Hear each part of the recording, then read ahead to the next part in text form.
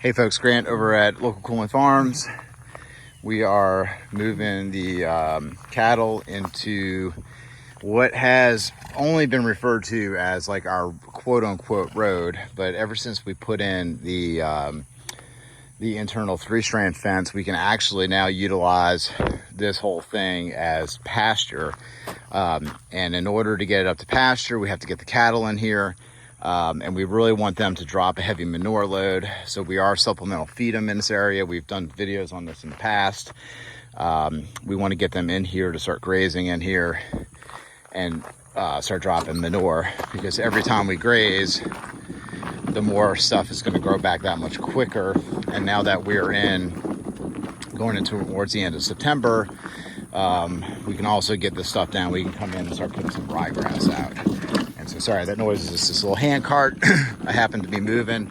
That is the feed bin right there.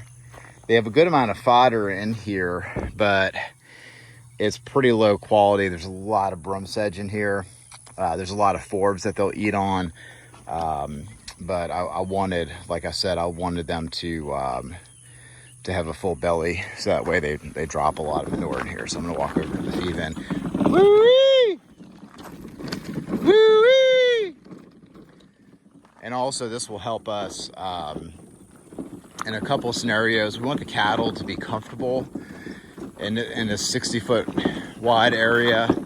And it's a high point, so if we're getting a lot of rain, we can always put them up in one of these sections for the night, get them up out of the mud, or if it's raining a lot, we can always put them up on the road and then feed them hay and supplemental feed, and just kind of use it as a, as a little bad weather, wet area, whatever have you. Or if we're doing some work in the field, we can throw them in here, and then they're just like super comfortable in being in this kind of space.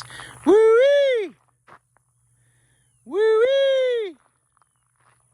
And we got the strip of grass. Most of this is bahia.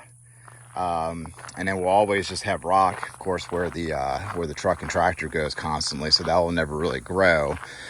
But at least if we can have the center strip here as grass, and then off to the sides is grass. Every acre counts. Every acre counts. So I think there's enough for them over here to kind of occupy them briefly. And you see how they're munching on the center strip. Or at least they were. So that's what we're looking for. So, all right, well, that's what we're doing. Y'all have a good one.